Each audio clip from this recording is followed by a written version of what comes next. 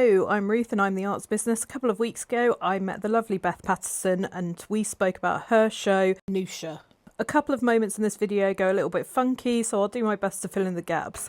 Hi, I'm Ruth and I'm the Arts Business. I'm here with Beth from Niusia, who is going to tell us all about her show. So let's start off by telling people what it's about, Beth. Absolutely. So, Niusia, that is the name of my show and the name of my late grandmother. There she is, right there, Niusia. Niusia is a one-woman verbatim work, all about the difficult relationships that can exist between daughters, mothers and grandmothers. My grandmother was a Holocaust survivor and she was heroic. She saved people's lives in the camp by smuggling medication out in her vagina. Oh, wow. And when she came to Australia, she was like a ball-busting businesswoman. She could throw one hell of a party, and I remember her as a massive bitch. So the show is about how all of those things can be true at once, and it's also a look into a version of the diaspora story, because I didn't go to a Jewish school. I went to an Anglican school, and I had really very little connection with my Jewish heritage and history. Did you know you were Jewish? Yes and no. Like, I wore a Star of David for a long time, but I picked that up because I remember rifling through my mum's jewellery and picking it up and asking what it was. And she said her father gave it to her when she was 12, which would have been her bat mitzvah. And my mother adored her father. And so when I wore it, for me, it was actually a connection to my grandfather rather than a connection to the love that I could see that was in my mother's eyes for this man. So I kind of knew I was Jewish, but I didn't really know what that meant for a very long time.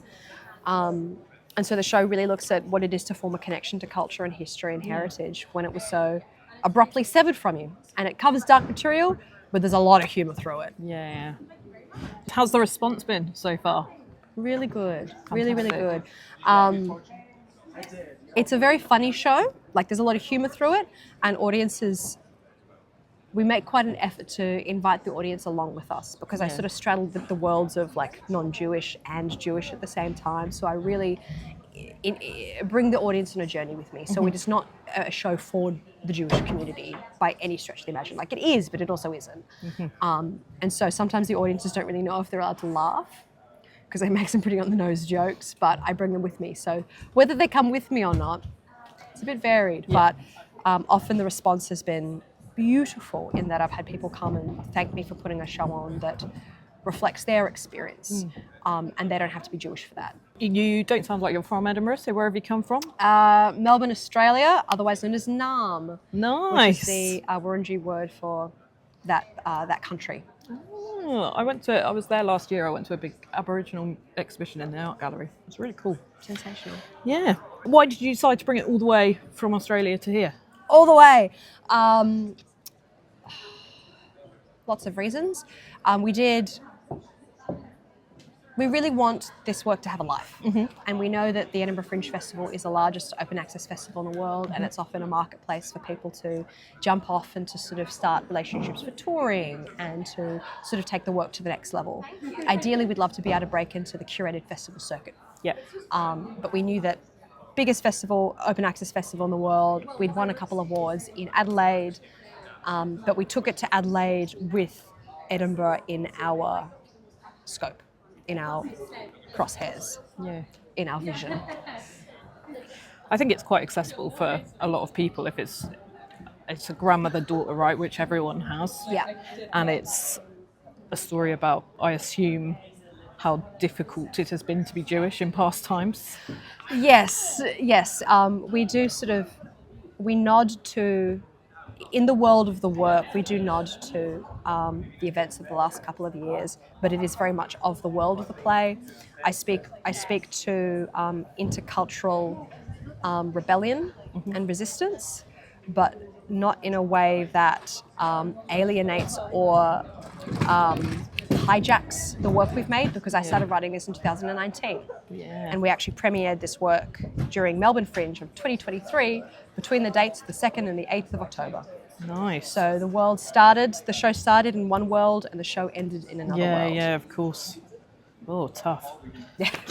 What do you do for a living? I assume you're a theatre creator.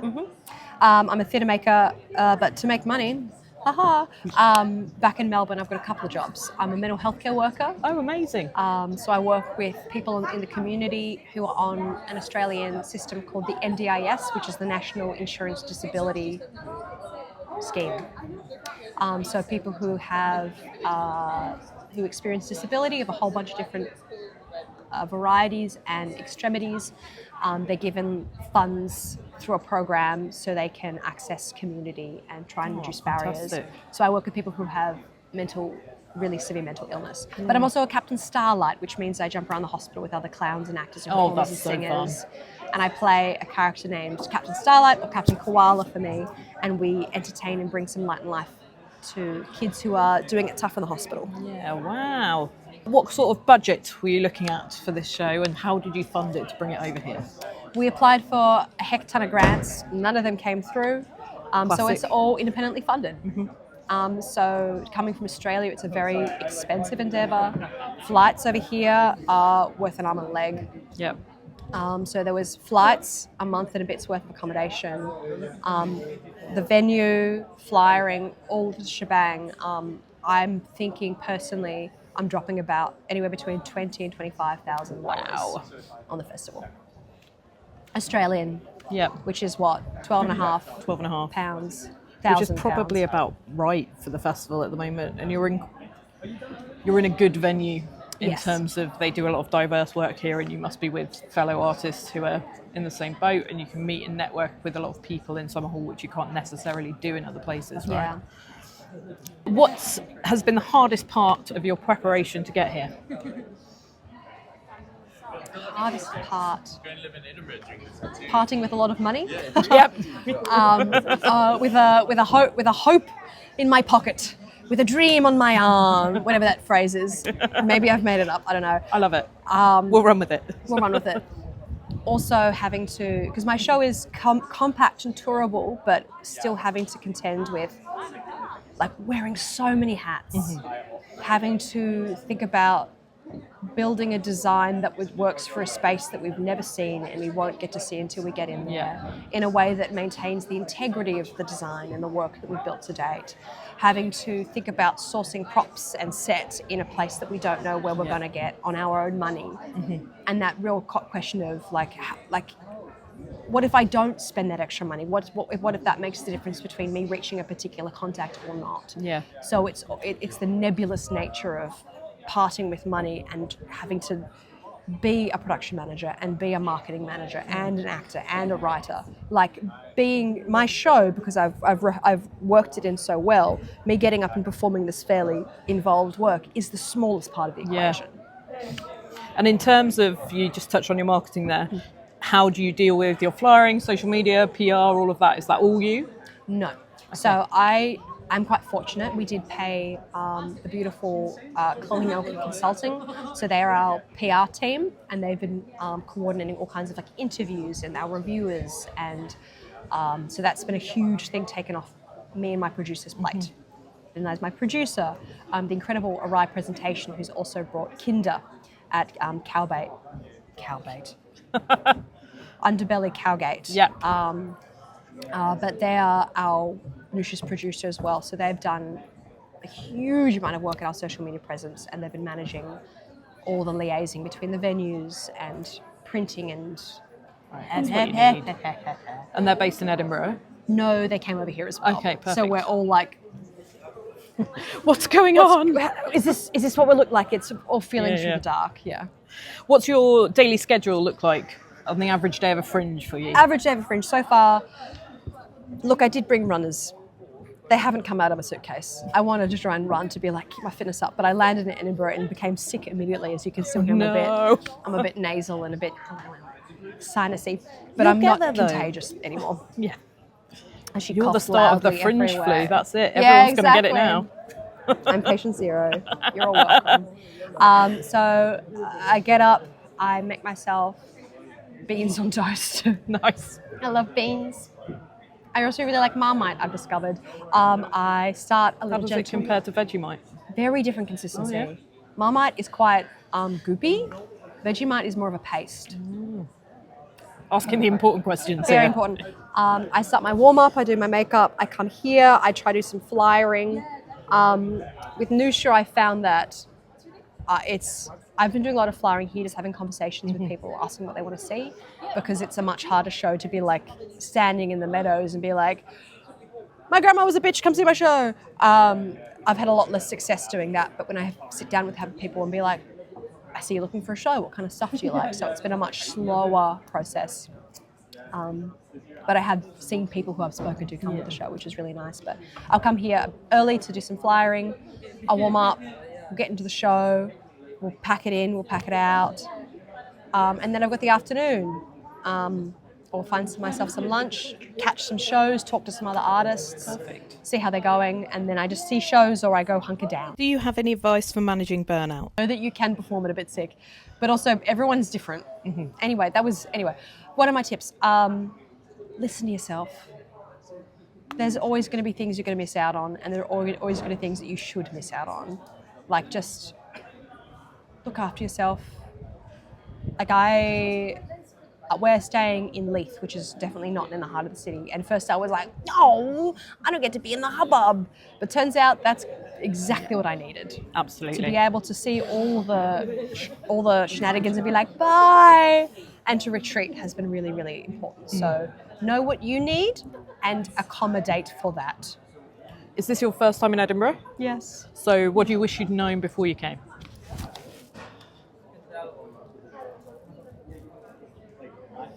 What do I wish before I came? Great question.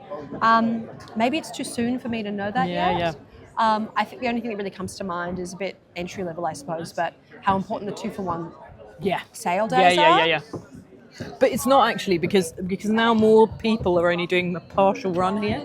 Yeah. And a lot of people do later on and they don't have that as an option because they're doing the next week or the week after.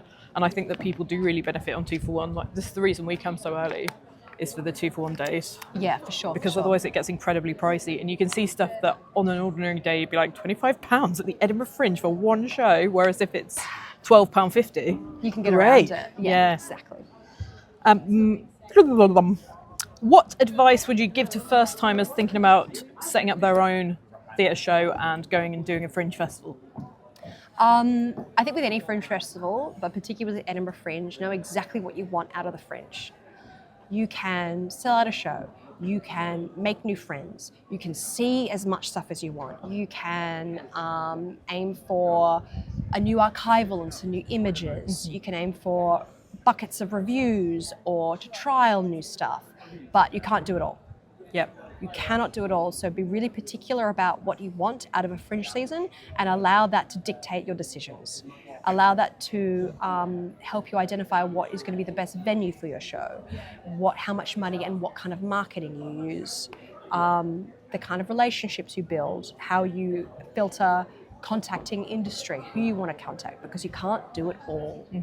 So know what you want and don't just go and be like, I'm just going to have a good time, because if you try and do it all, you won't do any of it. Yeah, absolutely. And finally, sum up your Fringe experience in one sentence. Spectacular. Eye-opening. I'm just picking singular words. I love it though. Eye-opening, spectacular, terrifying. A microcosm. Nice. Where can audience find your show and keep in touch with you? Here Niusia. I am playing the former women's locker room in the spectacular Summerhall arts venue, which is downstairs at 1:20 p.m. It's an hour-long show, tight 55, with the exception of the 11th and the 18th.